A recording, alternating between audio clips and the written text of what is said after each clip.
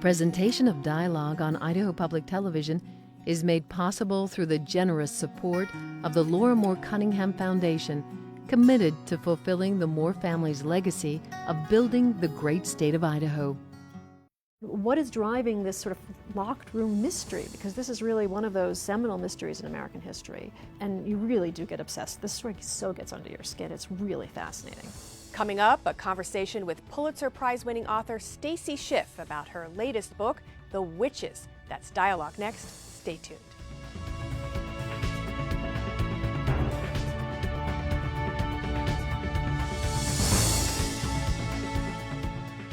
Hi, I'm Marcia Franklin at the Spirit Halloween store in Boise.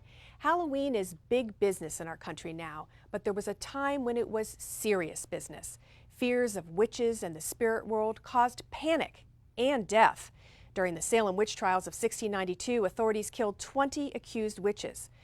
More than 300 years later, the trials are still part of the American consciousness. But why did they happen, and what is their legacy? My guest this week wanted to learn more. So Stacy Schiff, a Pulitzer Prize-winning author, spent years writing The Witches. I talked with her about it at the 2015 Sun Valley Writers Conference. We even had our own experience with diabolical sounds. Take a listen. Well, welcome to Idaho. Thank you, Marcia. I understand it's your first time here. I am ready to move. We'd love to have you here. You know, I had to smile at one point researching this interview because I came across a speech that you gave after you wrote the book Cleopatra. And let me guess, I said I was never going to write another book. No, you said you were never going to write another book with that little documentation. And that this time you said, I can pretty much guarantee that this one will have ample documentation, well-filed letters, preferably typewritten letters. I want a voice, I want diaries. Okay, The Witches. I guess the joke was on me, wasn't it? There's a dearth of information. It seems that some of the towns involved might have scrubbed some of their records because this was not one of their more saleable points in time, and you were left with some reporters who were reporters, we should say, not newspaper reporters, scribes, with lots of conflicting paper evidence. I would say the plus side was everything was in English this time. So I was at least doing a little bit better than Cleopatra. When I started, I did think, finally, documentation, because I'm happiest in an archive, and here I could actually read 17th century papers in which people are actually accused of witchcraft and give their testimony. What are missing are indeed the trial papers. We have hearing papers from the preliminary, what we would call the depositions today, but we don't have the trial papers, which have mysteriously vanished. Another mysterious aspect of this particular episode in history. I did not know that when I first started out, but I knew that fairly soon thereafter. It does add an element of spice to the entire story. You still have a lot to go on. You still have lots of diaries, and you have letters, and you have other kinds of testimony. Not typewritten letters, though. The lack of typewriters is truly a problem. There is a sweet spot when you're writing history between basically when the typewriter was invented and when email began, and that is the spot where you want to write your book, because that's the easiest to read and the best documented. It's really fascinating with the story because you can read how much shock there was to the system by the silence afterwards. It's a resounding silence, so that even in personal correspondences, a minister will write to his son, and he'll mention that his daughter is living at home again, but he doesn't mention she's been incarcerated on witchcraft charges. Every little bit is scrubbed afterwards, and that goes on for quite a while. It's one of those episodes that doesn't happen really until a generation later. So what motivated you to spend another, 4 years? 4 or 5 years. 4 or 5 years yeah. Doing this book. It seemed to me it was another deeply misunderstood moment in our history, or in history. So that myth had grown up all over the story. We'd begun to think of this as something that vaguely had something to do with Halloween as opposed to an historical moment. I think most of our conceptions of Salem are wrong. We think the witches burned, but they hanged. We think they were women, but in fact there were 5 male victims, one of them a minister. I think we'd pretty much lost the thread of what actually had happened and had really bought into the lore more than the history. And so there was the sense of, how do women play a role in this particular moment? Are they the accused? Are they the accusers? Are they the empowered or the disenfranchised? And what is driving this sort of locked room mystery? Because this is really one of those seminal mysteries in American history, which has a resounding echo later, and we always refer to it. We constantly saying, oh, it's like the Salem Witch Trials, or it's Salem all over again, without really understanding what that means. And it also just felt to me incredibly topical. This was after 9/11. We were all talking about terrorism. We were all weighing the interests of national security and civil liberties against each other, and it seemed to me as if there was an enormous richness of similarity there. Yeah, and you've said if we knew more about Salem, we might attend to it less. Well, I was struck as I was working by the fact that what was driving me into this story, and you really do get obsessed, this story so gets under your skin, it's really fascinating, was the same thing that was obsessing the Salem villagers. And the fact that they can't figure out why the cow keeled over, or why the cat suddenly appeared in the locked room, or what that strange glow in the chimney is. That sense of not being able to resolve the problem, it's a primal thing. We all want to be able to come up with an answer. We hate the undiagnosed and the unaccountable and the unsolved. And so I was basically doing exactly what they were doing. I was looking for a pattern. And their answer was witchcraft. My answer was a little bit different. Well, let's set the scene for people. This takes place between January and September 1692. And even though the Salem village has 550 people and about 90 families, it's really surrounded by wilderness. It's a scary place at times. And it was that sense of fear that I didn't think that certainly the children's books didn't quite portray, but I didn't think anyone had quite put his or her finger on yet. You have a sense, first of all, it's dark. It is so unbelievably, indescribably dark, and every sound. And I got this from a lot of diaries of the time and records of the time. Every sound carries. So that sense of the wolves howling in the distance does not make you feel comfortable at night. The idea that Indians were about to descend upon you because a very, very grisly war had just ended and a new one was about to begin is very much with you. There's constantly a sense of conspirators who are about to disembark. The Irish are about to disembark in Boston Harbor and subvert the Puritan state. I mean, there's a sense of siege at all times. And there's a great deal of political uncertainty in the air. So there's a constant sense of menace, which this clearly plays into beautifully. And no news at all, really. There were no newspapers to speak of. Well, no, there weren't any. There were no newspapers. No, and that was another, by the way, revelation to the poor beleaguered historian. When I started, I just assumed, having written a book on Ben Franklin, there had been newspapers in 1692 in Massachusetts. No, there had not yet been. So yes, the only source of broadcast news, so to speak, is the pulpit. And they weren't even on the same calendar. I love that part. Yeah, I love me that too. part. So you're 3 months off. Exactly. Yeah, so they were just apart. Everything was There's apart. There's a sense of hermetism, of isolation, certainly, that you're not only living in a very far-flung, isolated town of 550 people, but that you are somehow cut off from the mother country, from the mainstream. I thought you did a great job I felt almost claustrophobic as I was. Oh, I felt claustrophobic for sure, but that's because I was stuck in the library. There is a sense of that, isn't there, of just they're in a very closed system and a very closed world, and captive of ideas, which of course is part of the essence of the thing. And back to your comment about the only news they got was from the pulpit. These are Puritans, different from Pilgrims. Puritans came a little bit later, Exactly. And were wedded to the Word. Yes, and very familiar with the Word. And that's one of the joys of working on this, is that you begin to see something that gets said from the pulpit on Sunday, which recurs in Thursday's testimony, or you begin to see how people are speaking in basically scriptural shorthand. And literally, everyone is on the same page, which is a wonderful thing in the sense of being able to build a civilization, but it's also a slightly detrimental thing when you suddenly begin to take that in the wrong direction. There's no one really there to correct the system. So this started with 2 girls. It starts with a 9-year-old and an 11-year-old cousins living in the parsonage in Salem Village. They're the first 2 girls who begin to convulse. And again, we have only 1 or 1.5 eyewitnesses to what's really going on, but they convulse and they shriek. And the shrieks are blood-curdling shrieks. And that's another thing that I think I hadn't understood when I first started, is how terrifying it was to be in a room with 2 girls who are really acting in an incredibly disturbing manner. And they launch themselves across the room, and they throw themselves down wells, and they throw burning embers around the house. And over the next weeks, 2 other girls are afflicted in a very similar way, one in a different household down the road and one in the other direction down the road. And then a grown woman will be afflicted, and the thing will begin to snowball. What I found fascinating reading is that a certain number of these, maybe a majority of the 13 accusers in the end, were servants. Is that correct? A majority, certainly, yes. Yeah. Six or seven of the 13. And I thought to myself, first of all, girls. Second of all, servants. Why was anybody taking their testimony so seriously? Either, not testimony, but their symptoms, I guess. I would thought a servant would have, something wrong with her, and just everybody would move on. It's interesting when you go back and read the legal records, and I should say that that's another aspect of this.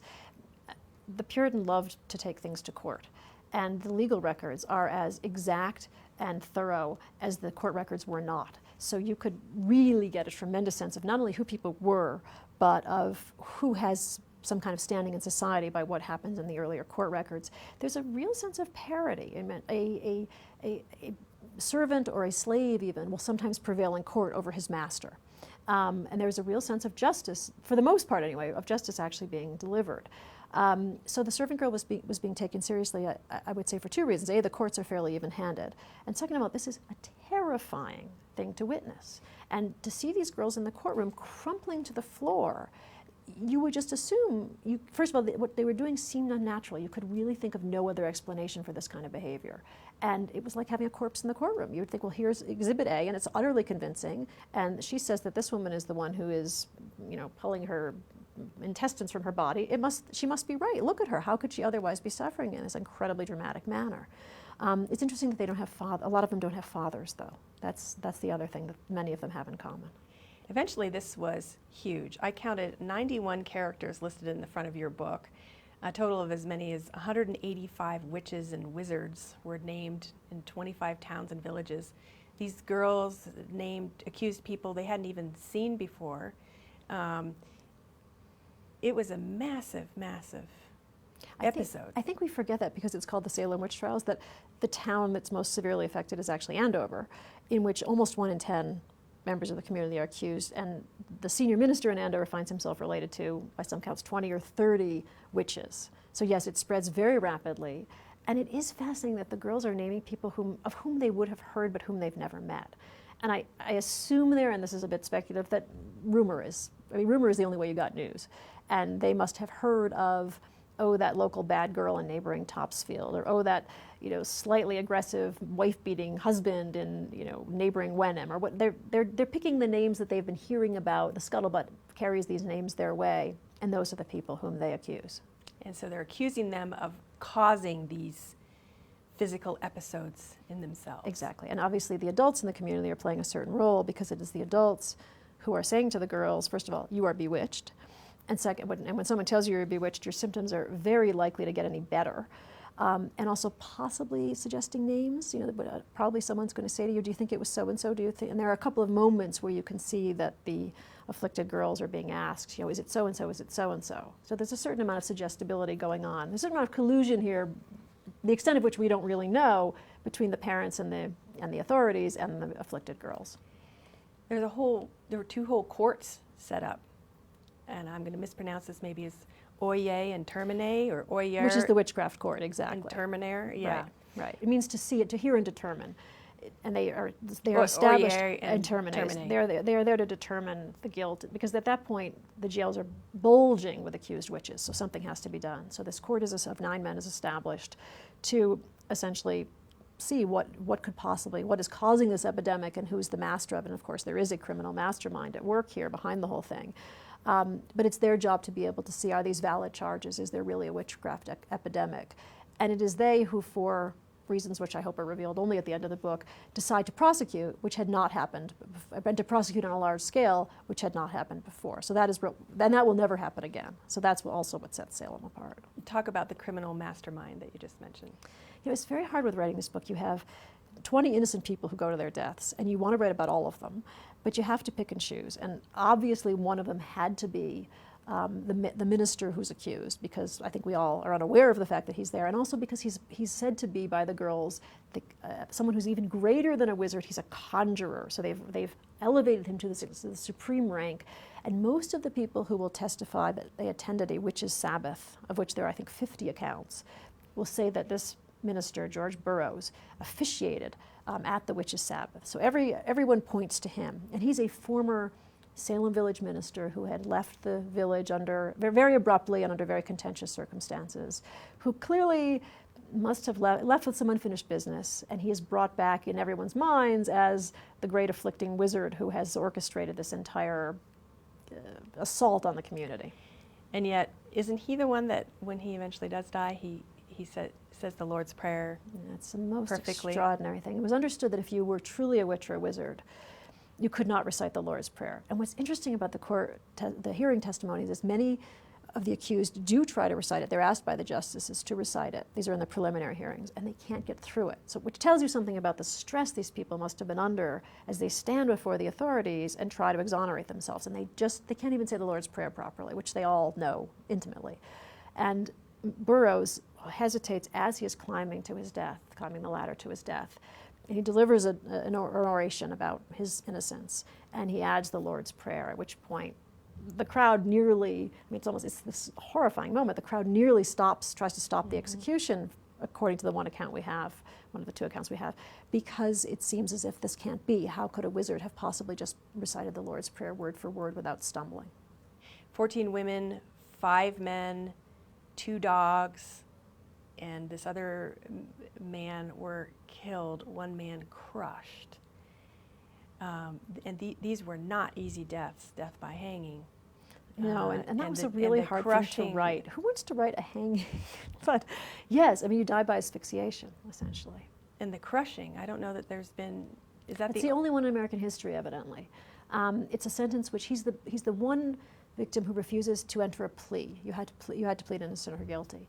And in his own cantankerous and obstreperous way, he refuses to enter a plea. And the court tries to convince him and says, if you don't, and this had been threatened in earlier cases, I discovered, but everyone in earlier cases will agree to plead. He doesn't plead. And so he is laid out probably near the jail under boards and boulders in the hope that they will elicit an answer, which they do not. I'm hearing some strange sounds as we tape this interview, and I'm wondering, maybe... Diabolical, maybe? Mm-hmm. Mm-hmm. Yeah, this was, when I first started the book, I went to see John Demos, the great Yale historian, and he said to me, be careful, strange things happen to you when you start to write about witchcraft. And papers go missing, the computer malfunctions, poltergeists materialize when you're trying to do an interview in an otherwise quiet room. It's a little creepy. So are you a believer? I've gone much more superstitious, or I've come much less to believe in coincidence and much more inclined toward causality, and that has to stop. At the height of this, daughters were accusing mothers, spouses were accusing each other, siblings accusing each other. Only fathers and sons, interestingly, were spared from this malevolence. Don't you find that interesting that only fathers and sons are the exception? They didn't accuse each other. The one moment that truly I find most terrifying is there's a mother, a daughter, and a grandmother in court mutually pointing fingers. There have been so many theories about this over the years, everything from the accusers had some sort of physical malady, from eating something bad, to trauma from Indian attacks, hysteria. In the end, what do you think? We can certainly rule out a lot of theories. There's definitely a certain amount of contagion and suggestibility, obviously, among the girls. They are suffering from something. There are people who think that this was fraud, outright fraud, that the girls were faking it. It doesn't seem possible, given the descriptions of what they are going through, that they could truly have been faking. But needless to say, even if they were afflicted, or with whatever they were afflicted, that would not have led necessarily to 20 deaths. So there are a number of other complicit factors here to have contributed to the entire crisis. What the girls are channeling, is it spiritual, is it physical, is it domestic stress, is it sexual abuse? There are a number of questions I will never be able to answer. None of those girls ever leaves us anything in terms of a diary or a piece of paper. So we have their accounts as they come to us from the courtroom accounts or from the ministerial accounts. So we're already at a disadvantage because we're hearing them at one remove. But you hear of this terrific torture, a terrific pressure that they're under, and this terrific pain. So Could they have been abused? it's possible. Some of the imagery is strangely sexual. Some of the imagery about men forcing pitchforks upon them, and there are elements there which made you think maybe some of these girls are servants. They're very vulnerable. They're living in houses with much older men, and if you read the court records, there's a tremendous amount of sexual abuse. So it's possible. We'll never know. As I read your book, I kept thinking about Laurel Thatcher Ulrich, the scholar at Harvard who's also from Yes. Idaho, who wrote Midwife's Diary. And just 100 years later, you had, or less than 100 years later, I think it was 1785 when that diary started, you had that midwife. She had eyes on everything. She knew everybody. And wishing that you had Somebody like that. Yeah. Yeah. What do you wish that you had? I suppose a Puritan girl's diary would be, after 1692, there are 2 additional girls who are enchanted. And Cotton Mather, the Boston minister, writes extremely clinical descriptions of what they're going through, and he records their voices and what they're complaining of. And Records, transcribes in that great handwriting of his. And what they say is extremely revealing. And I guess I wish, and they're having conversations with the devil. They're speaking to the devil, and Cotton Mather is writing down their side of the conversation. Obviously, we don't have the devil's side. But I suppose I wish we had that for the girls from 1692, because what the 1693 girls are saying, suffering the same afflictions, you think must, without making too much of a leap here, must have some bearing on it. Ultimately, this was shut down. Is it Governor Phipps? The governor disbands the court. Yeah, an accumulation of factors, basically spectral evidence, which is at the heart of this, meaning evidence that only someone who's bewitched can see. So if I say there's a leprechaun in that corner and I'm bewitched, you're going to have to believe me that there's a leprechaun over there in the corner. Exactly. So, and that's the evidence on which everyone is convicted. And that had been done away with in Europe prior to this. That's been discredited before. Right, but hadn't quite, as you say made it to the Massachusetts Bay Colony yet.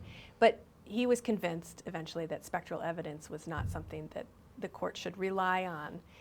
It was shut down. Nevertheless, and people, there was really, one apology maybe? It's really interesting how little sense of apology there is. Samuel Sewell, who's one of the justices, will apologize several years later when it was safe again to talk about it, or barely safe. But the Chief Justice, who's the one really driving the prosecution and who clearly is the one who says to the jurors, spectral evidence is something you need to take seriously, never apologizes. And as late as 2001, something also very interesting to me that I learned in your book, the last of the victims were pardoned. Exactly. Is that not astonishing?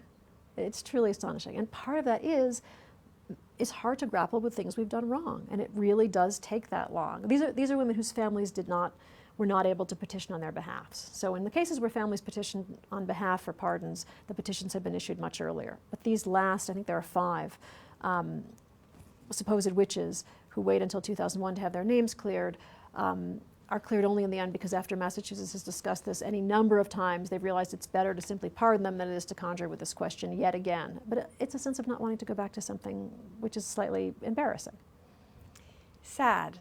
As I was reading this, I was sad for the people that were innocent. Everybody was innocent, and as you say, 20 people lost their lives, plus 2 animals that were considered to be bewitched.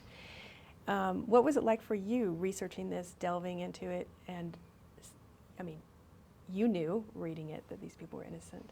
It's unbelievably enchanting stuff, and when I say you're under the spell of it, it's truly captivating. It's also very disturbing.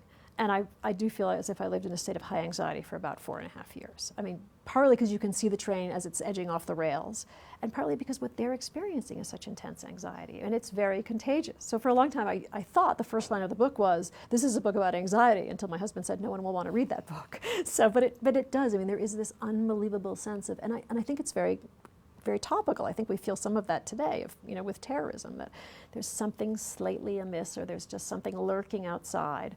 And we can't quite come to terms with it. And it does begin to, you don't start to see things, but you do begin to see causal connections, which are, relatively unnerving. Well, the phrase witch hunt has come into the vernacular, Clearly Arthur Miller, when he wrote The Crucible, was making connections to the McCarthy era from the witch trials. What other parallels do you see today? You mentioned 9/11 and terrorism. In your book, you talked about Kenneth Starr and that investigation. The major difference with the McCarthy hearings is that this is a hunt being run by the best and the brightest. It's not some ideologue who's, well, possibly ideologues, but it's not one lone ideologue who's on his own campaign. This is the established, enlightened government who are doing this. But I see a huge parallel there between the oral culture of the 17th century and the internet culture today, and how we tend to broadcast and amplify misinformation, so that if someone is accused of, say, being a rapist at UVA or being a Boston Marathon bomber, but is not exactly the person, that rumor can very easily snowball and misfire. And it's very much the same kind of thing that happened in the 17th century. Well, now, all these centuries later, Salem has totally accepted and even commercialized this aspect of its history. It's interesting to see that the two towns, they were Salem Town, which is where the witchcraft breaks out, and there's Salem Village, where things are prosecuted, and they've very much gone their own ways. And Salem Town, Salem Village, which is now Danvers, it has been for many years difficult to talk about the subject, even although that's where the fabulous archive is, which Richard Trask, the town archivist, runs brilliantly. In Salem Town, which is now the only Salem, yes, it's witchcraft all the time, all year. It's hilarious. You can be in line to get a sandwich and you'll look behind you and there's an alien. I mean, you could buy a broomstick in any number of addresses. It's witch central. It's fabulous. But yes, they've gone with the lore as opposed to the history. There's almost a romanticization, is that the word that I want? I wonder how much of that is that we live in a time of such scientific progress that we almost need to rush back and embrace the mystical. I mean, or is this all just a Harry Potter fallout? But I do think there's something about the resistance to wanting to live in a data-driven society which drives us back into the arms somewhat of the supernatural. What's next for you? Are you going to get your typewritten letters that you'd like for your research? Oh, that would be smart this time, wouldn't it? I'm soliciting all ideas, so just send them my way. Really? You don't have an idea for your next book yet? I'm still somewhat smitten by, I'm still a little bit under the spell of the 17th century. There does begin to be a sense where you don't really want to come out from under it, because there are things you didn't see. This is the first time I've written a book where even afterward there were books I hadn't really had a chance to look at again, which I'm still hoping to go back to. But when I recover from that, I'll be looking for, yes, some brilliantly typewritten, perfectly cataloged documents, very close to where I live, with many living witnesses who all want to talk to me and have never talked to any other biographer or historian. Well, there you have it. If you have an idea for Please Stacy call Schiff, immediately. Exactly. give her a call. Thanks so much for taking time to talk about Marcia, this, it's a and delight. the best of luck to you as you go out and on tour with this book. Thank you. Today you can buy a Salem witch outfit like this one, albeit a rather scanty one. Makes you wonder what the citizens of the Massachusetts Bay Colony would think of it all. If you're interested in knowing more about what they did believe in 1692 during the Salem Witch Trials, check out the Dialogue website. Just go to idahoptv.org and click on Dialogue. You'll find a link there to Stacy Schiff's book, The Witches, as well as to the PBS Secrets of the Dead episode about the trials. We also have a link to the Sun Valley Writers Conference. My thanks to the organizers of that conference for allowing us to interview some of their wonderful authors like Ms. Schiff. And thanks to you for tuning in.